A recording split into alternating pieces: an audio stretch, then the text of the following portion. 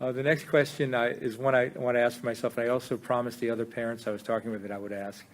And that's the tricky line of having small children under my care and wanting to afford them the protection that they need from an adult without creating boogeymen everywhere that will frighten them for the rest of their lives. Knowing how to draw that line, what they actually, because children do need some guidance. If you have to draw the line, it doesn't matter where you draw it. Your belief that they need protection already has you way on the other side of the line. The line's been drawn, and there's not much that you can do to keep them in vibrational harmony with their own well-being or to inform them or remind them of their own guidance system, as long as you believe that there are dangers lurking that you need to protect them from. For example, simple thing, child who wants to run across the street, who's too young to have the awareness that a car could appear at any moment. You know, just stopping that child and explaining to that child that it's not because I want to spoil your fun, it's just that a car could come. But in that situation, this is not something that is illogical for the child to understand. Right. And it's not something that his own guidance system isn't giving him also. What happens is most parents don't want to have their children get anywhere near a close call, so they don't want their children to ever have any real sense of what their guidance is telling them in relationship to what they're telling them. Yes. But that's the key that you're looking for. You're wanting to watch for opportunities where you are aware that your child is having emotional guidance. You're wanting to watch for that positive or negative emotion that is present and then confirm it with your knowledge. But when you say to the child, when you get all puffed up about danger that in that moment is not there, then you make him doubt his ability to know. And that's the thing that goes wrong. In other words, Esther recalls being very little and living in a little town, and it was really a common thing for them to ride in the back of pickup trucks. In other words, anybody who was going anywhere would pick up any of the kids that were walking anywhere, and Esther rode in the back of pickup trucks all of her growing up years. Now, when she sees a child in the back of a pickup truck today, she goes, oh, what bad parents they are. And then she has to stop and remind herself, I lived in the back of pickup trucks. They even put seats in the back of the pickup trucks for us to sit on because it made it more comfortable since we were logically going to ride in the back of pickup trucks. So Esther is riding along with other friends in the back of a pickup truck, and they have their picnic in the truck with them, and they're eating sandwiches. And when Esther finished her soda at about 5 years of age, she threw the bottle out of the truck, across the other lane of traffic. And in that moment, another car passed, and the bottle missed it. There were no adults there to say, don't throw bottles out of trucks. And there were no adults there to say, you could hurt someone if you're not watching what you're doing, throwing bottles into traffic.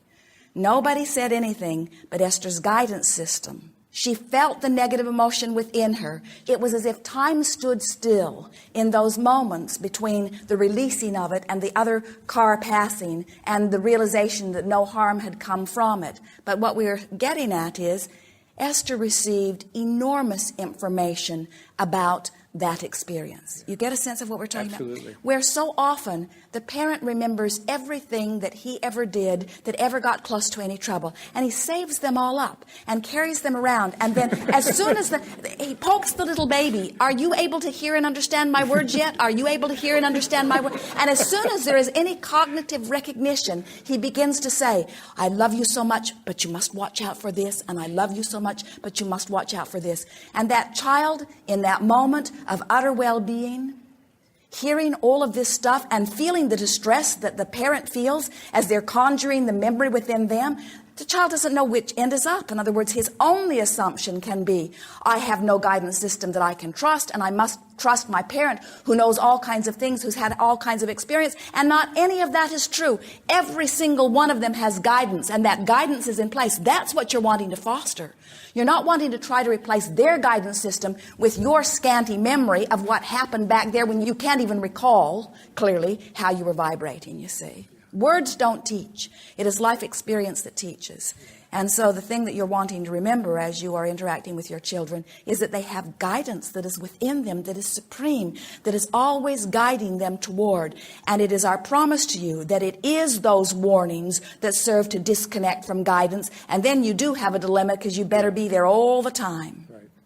So the broader issue, it's just a broader thing of the same thing, is when school starts and parents have this idea that children need to have a certain thing going on in school so that they will have a brighter future.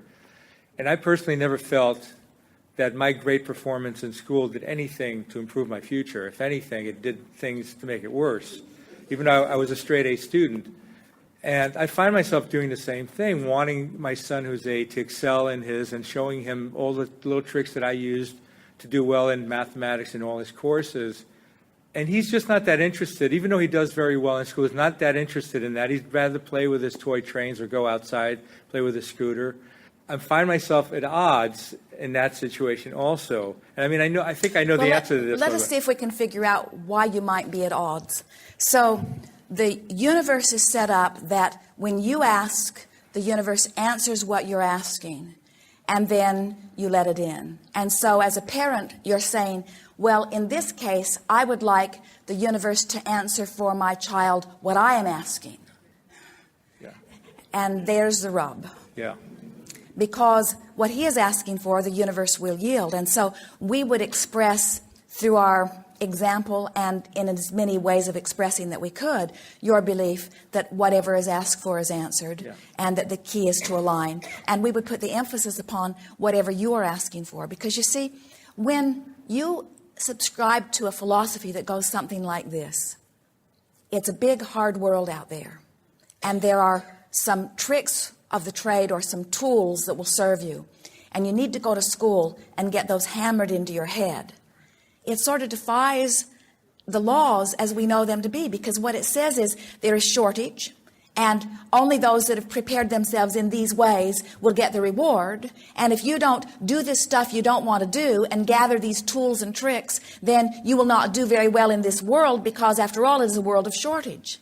And everything about that philosophy is wrong, you see. So what you're wanting to say instead is it's a big, beautiful world out there.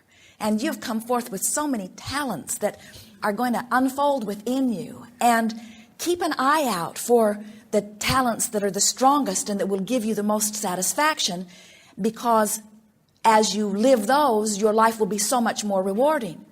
And then as your child says, well, how will I know? You say, well, they always feel good when you're on that track. And so then your children say, oh, good. It's the internet for me, or it's ping pong machine for me, or it's baseball for me.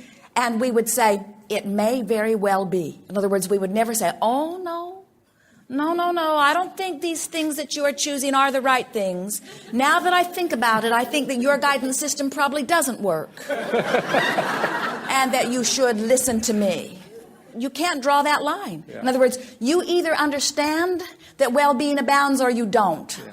And you either understand that your child has a guidance system or you don't. And once you make up your mind that your child has a guidance system, and once you understand that your child is the creator of his reality, and once you understand that universal forces are assisting, then you understand that as a parent or a friend or a mentor or a teacher or just anyone who loves anyone or doesn't even know anyone, in other words, your dominant example in words that you're wanting to offer would be soothing them back into connection with who they are, words. In other words, that's what the value of a parent is. It is to soothe the child back into connection with their own guidance and with their own allowing of what they have been asking for. Yeah. That's why we say success is really about joy. And so if you are wanting to teach success to anyone, teach them to be happy. And you can't teach something that you are not. So get happy. Makes my job a lot It does, easier. Doesn't it? Yes, it does. Yes.